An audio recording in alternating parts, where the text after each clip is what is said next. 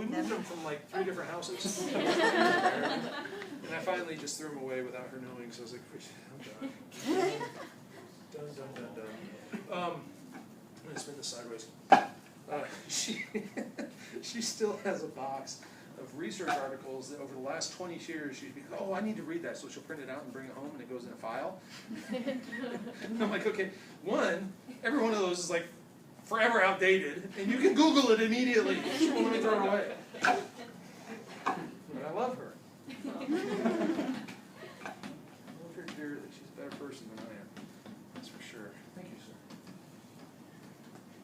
Universal signal for give me that. So with this, I want to measure my tibial height again, which with the tool you kind of do that before you do the hurdle step and that kind of stuff. And I'm at about a 48, 49, somewhere around there. Right about there. So that is my stride. I want to start out with my feet perfectly square on the board, like this. And you can help balance the person to get them in position. Now if I was running, is my right arm forward or my left arm forward? Right arm. So I'm going to continue that. And I'm going to put my right hand in the lordotic curve of my neck, left hand in the lordotic curve of my back. So I'm touching my head, my thoracic spine, and my sacrum. If they can't own this position, what number would you go? A 1. Yeah. 0 is pain. Now there's a level 0. It's a Kung Fu Panda, right? It's a good movie. All right. So, you guys don't have kids. You may not know Kung Fu Panda. Okay, good. And I want to be perfectly vertical. So right there should be about vertical with the pole. Versus that. You see the difference? Does that look right, guys? Yep. Good. And from straight forward, I want to be vertical.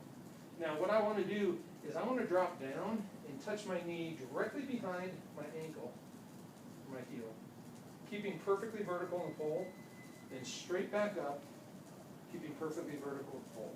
So the pole should never tip forward through that whole movement, touch, and I should not wobble one bit for a 3. It should be just perfectly smooth. I have no idea what that looked like. I'm usually 2s. Yeah.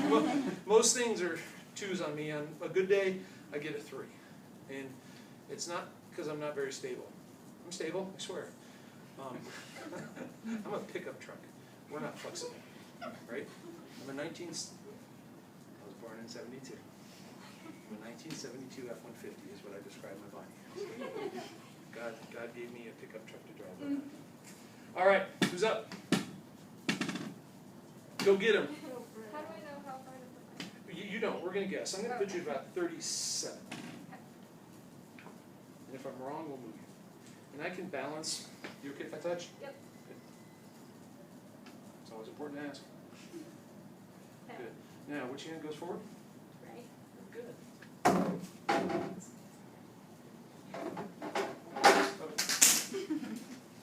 Good. So I need touch the sacrum. If you make the stick too long, she's going to dig it into her calf when she stands there. So it just has to touch sacrum, thoracic spine, and brain. Good. So, and then I'm going to try to heel. Good. The medial part of your heel is dropping off the side of the board, so spin it over a little bit. That looks good. Very good. Good. So this is also giving me a little bit of cue in what her shoulder mobility is. All right? Now, I start. I swear to God, your foot has not moved. You're okay. Okay. So your pole is straight up and down now. Okay. So that's the starting position. I will get her into position. I will pause for a second, and then I will say, go get him. Get him. Good. And then right back up. It was pretty good. But did her pole stay perfectly vertical the whole time? We got it on. Good. So a strategy, if you're trying to cheat and get a straight A, is when you go down, you're probably going to want to lean back a little bit more than you think you need to. And now if you're really my patient, I'm not going to teach you how to cheat on the test. But does that make sense? Yeah. So same after. Because your body, yeah. Ooh, better. Nice. Was the knee directly behind the foot? So a little off medial. Yeah. Right. Yeah. And the part of it is that's why you get 3 tries, and you should be doing this. There you go. Like, ooh, girl. Right? All right, go get it. Start with your heel down. There you go. Go get it. Good. And right back up. Not bad. Now, on your front foot, Did you feel like you're pushing with your toe or the straight through the middle of your foot? Probably You're more a little bit more with your toe. Your heel is just starting to want to come up. But that's a solid tube. That looked really good. Like, she's ready to go train. We can make her bigger, stronger, faster. Again, it's really cool to see threes. It's not my goal with the tool. If someone's straight threes, they just wasted my time. Like, I got nothing for them. Go get bigger and stronger and faster. I'm trying to fix dysfunction, not dysfunction. Which means we get to pick on people. That's okay. I didn't get to say this in the last class. I got lots of catchphrases. And I learned this from a guy I listen to a lot. He's a pastor down in Southern California. Have any of you guys heard about the Purpose-Driven Life, the book Purpose-Driven Life? He wrote it a long time ago. He's not a writer, he's a pastor. And he got tired of people asking the question, what do you think we're here for? So I wrote a book on it. It has been printed more than any other book in American history. Holds 2 world records. It's also been printed in more languages than any other book in the world other than the Bible. It's a good book. Purpose-Driven Life. Why are we here? Smart guy. He's got a church down in Southern California called Saddleback Church. He's got some really, really good sermons. One of them, probably his most famous sermon, was the 5 things that make you you, and you didn't get to pick them. I love that. It's like playing 5-card stud poker. Like, you didn't get to pick those 5 cards, and you just got to bluff your way through, right? One of them is your genetics. You didn't get to pick them. Like, God did not ask me, do you want to be a boy or a girl? You want blue eyes or green eyes? That's a topic now. I used to say it for a long time. I didn't pick my gender. Now I could start fights with that, so I don't say that word anymore. I'm not trying to go there. But I'm a boomer, so you know where I stand on this issue, right? All right. So, good or bad or indifferent, I got my opinions. You know what they say, opinions are like bottoms. Everybody's got one, and they all stink. So, your genetics, your connections, your relationships. Did you pick your parents? Did you pick your siblings? Do you get to pick your kids? I love my kids. Did not pick them out of the lineup. It's not like, okay, everybody had a baby today, I'll take that one. Right? I didn't get to pick my grandma. Most of the people that shape who I am, I didn't get to pick. Right? You get to pick your spouse. Unless you grew up in India. And arguably, they have a better success rate than we do. It's kind of funny. But 5 things that make you you, and one of them is your genetics. So when he was talking about that in the sermon, he goes, you know, the other day I bought a pair of jeans. He's in Southern California. You know, they're kind of a distressed look, holes, right? It's a cool thing. Nobody buys like perfectly blue jeans anymore. He goes, I got home and I was looking at the tag and it said, these jeans have been purposefully flawed to make them unique. And he goes, I want to stamp that on everybody. Your genetics have been purposefully flawed to make them unique. Think about it. If you had perfect genetics, if you believe what I believe, and God created mankind, and He won't. If He made one person perfect and wanted to make multiple of them, they would all be the same exact person. Because there's only one perfect, right? So we have purposeful flaws that make us unique. Otherwise we would all be the same. So I guess I'm flawed. My wife is very good at reminding me that. I got some issues. Some larger than others. But I'm flawed. Everybody's got purposeful flaws that make them unique. We're not looking for perfection. We're not trying to make perfection. You shouldn't be perfect. You'll never get to heaven and God will go, why couldn't you have been more like your brother? Why couldn't you have been more like your sister? He made you like you. And whatever your superpower is, have you ever been in an interview and they go, what's your biggest strength? What's your greatest strength? That is also your biggest weakness. That should be the same answer for both questions. What's the Hulk's biggest strength? Strength. Yeah, freaking crush anything, right? What's the Hulk's biggest problem in life? He freaking crushes everything, right? For those of you that, Rogue is another good example. You know Rogue, she can touch any superhuman and steal their powers, but it also kills them. What's her biggest strength? She could have any superpower in the world just by touching somebody. What's her biggest problem? She can't touch anybody. Whatever your biggest strength is in life is also your biggest strength. You realize that because I'm a massive extrovert and I married a massive introvert. My biggest strength is oftentimes my biggest weakness. Okay? You're going to find people that come in that their biggest strength is power, strength, right? Like powerlifter dude that was in here earlier. He does not need strength training. He may need some stability, which is different. But if he's got an issue, I'm betting money, mobility issue. Right? Everybody's got a strength, everybody's got power. I work with a girl who is, I tried to get her in a position to stretch her rectus, never did. She put herself in something called the scorpion position in a doorway where she put her foot on the top of her head and bent over. And she goes like this, because I was trying to get her to feel a quad stretch. And I was like, I freaking hate you. Because that's not my gift. She's a bodybuilder now. She gets to the bottom of the squat and she's got nothing. She can't get out of it. She can butt to grass. I won't say the other one. Butt to grass squat. But she can't get out of it. So you're going to find powers, and people are going to want to play on the powers. They're going to try real hard. Their body's going to find the path of least resistance. And if I'm a Hulk, I'm going to smash everything, and I'm going to get really good at it. Find their weakness, and then tell them they're a good person. Pull some flaws to make them unique. What's the next thing? So that was inline lunge. And you did a great job, by the way. Shoulder mobility. Oh, so this is where I suck. So this, feet together. I'm going to put my thumb in my fist, which is the worst way you could ever make a fist to punch somebody, so don't ever do it. And look straight forward, and at the same time, nice and smooth and controlled, I'm going to try to get them close together. And I should get close enough together that I'm from my fingertip to my wrist crease that close. So this sucked.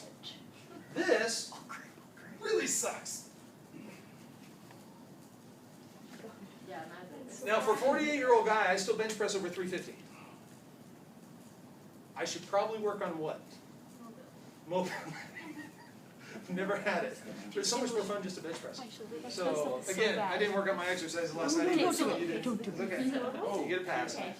Yep. And they don't get a walk and wiggle, and they don't get right. It's nice and smooth, controlled. See what you got. If you can kind of judge each other, be judgy. Can you get fairly close? See how different it This is one where we typically find.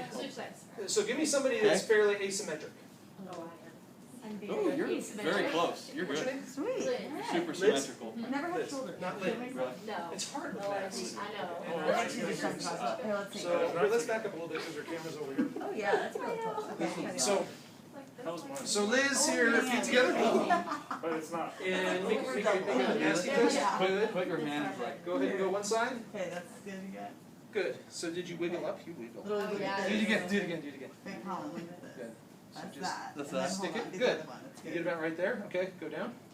So get it and try the other side. Nice. And there's definitely a difference there. So I've gotten asymmetry. Now whether she was right at the fingertip to crease and stuff, that first one might have been a 3, it might have been close to a 3, and it was a 2. The other one may be at a 1. So I got a 2 and a 1 or a 3 and a 2. Either one I got an asymmetry, so that's something I want to work on to help her performance and most likely. Now do you guys, when you guys went through the throwing thing, did you ever learn about humeral head retroversion? I'm sure you did. So which one was the one you struggled with more? Okay, so the right hand behind the back? Okay. Yeah. So did you grow up throwing anything? Okay. Sometimes when you're growing and you're constantly throwing, you're getting a torsion through the humerus, and at those growth plates, it starts to grow into a torsion. And so pitchers will look like they have a phenomenal amount of external rotation, really limited internal, but they may not actually be restricted into internal rotation. It's just been bent that way. Make sense?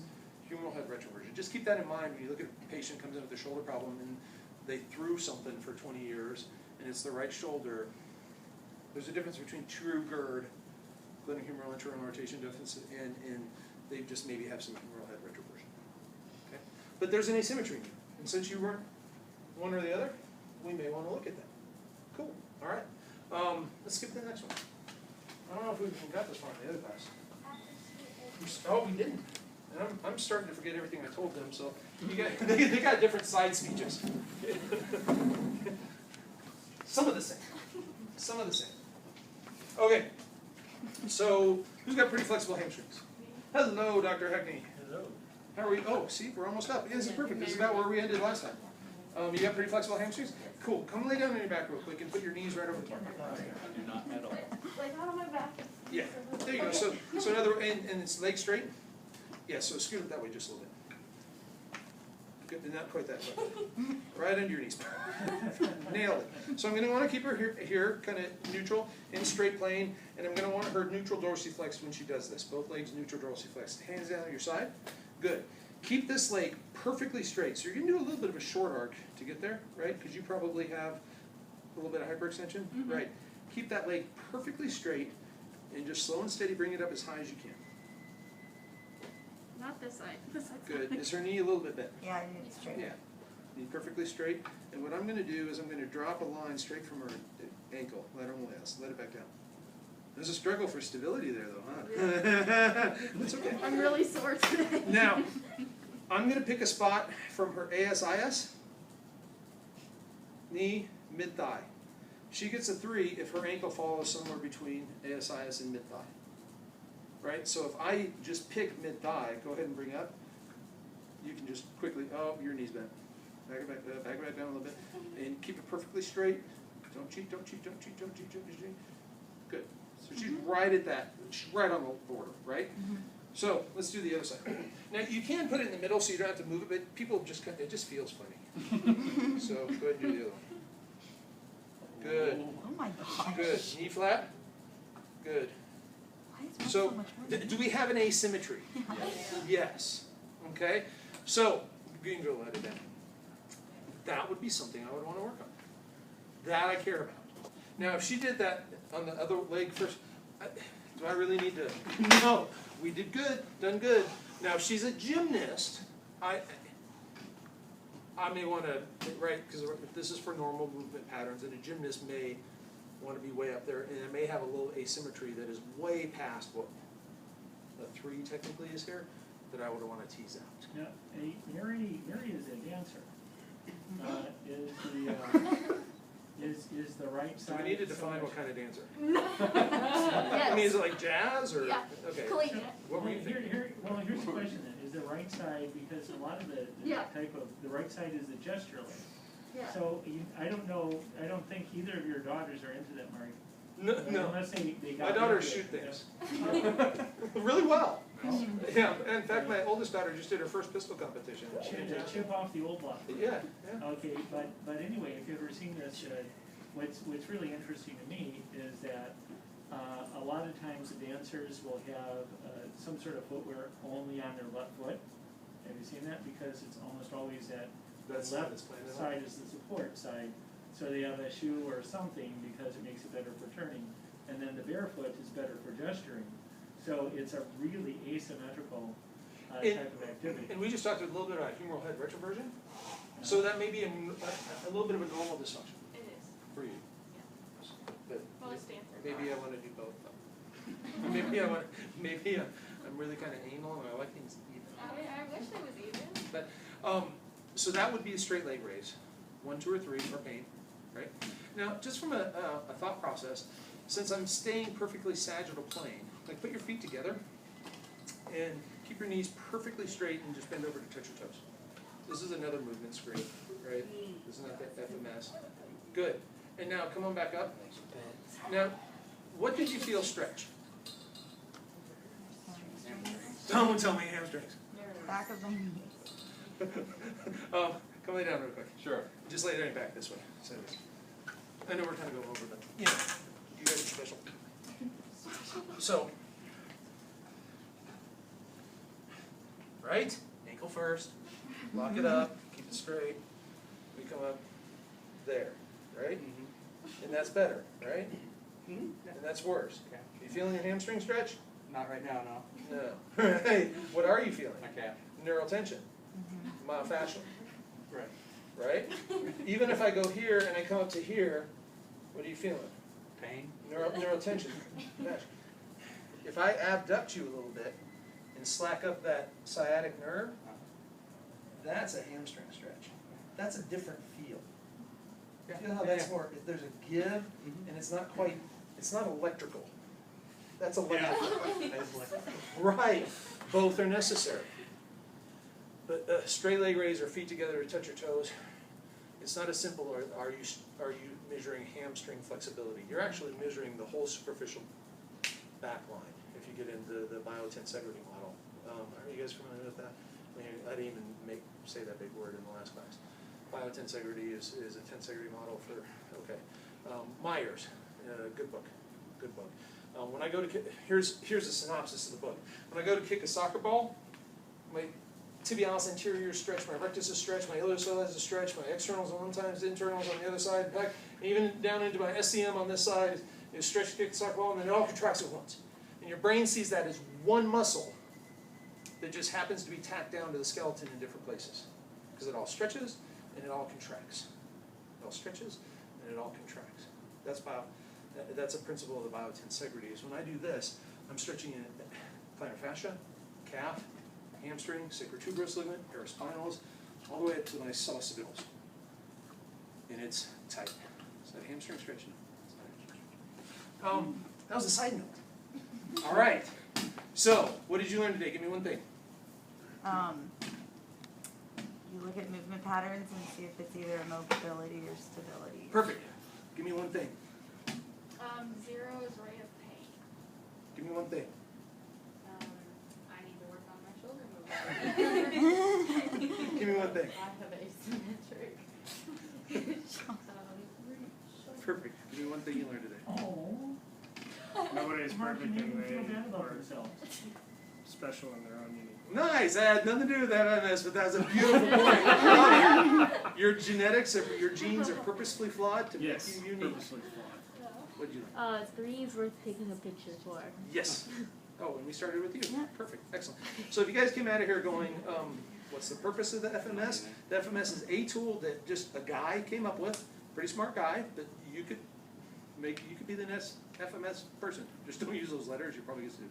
But and it's designed to tease out movement dysfunction and or asymmetries, with the theory being that if it's dysfunctional or asymmetrical, you're at a higher risk for injury. And if it is dysfunctional or asymmetrical, you probably got a mobility restriction or stability restriction. You're going to do other things to tease out the specific mobility and or stability restriction. But if you look at a movement pattern, you go, well, they need mobility there, and that goes into mobile, stable, just globally, right? And then when you go to treat it, you're probably going to be doing listen, teach, touch, position, own it, movement, own it. And that's your treatment strategy. And if it works, when you go back to the start, they move better. Nice job, guys. Thank you. You're very welcome.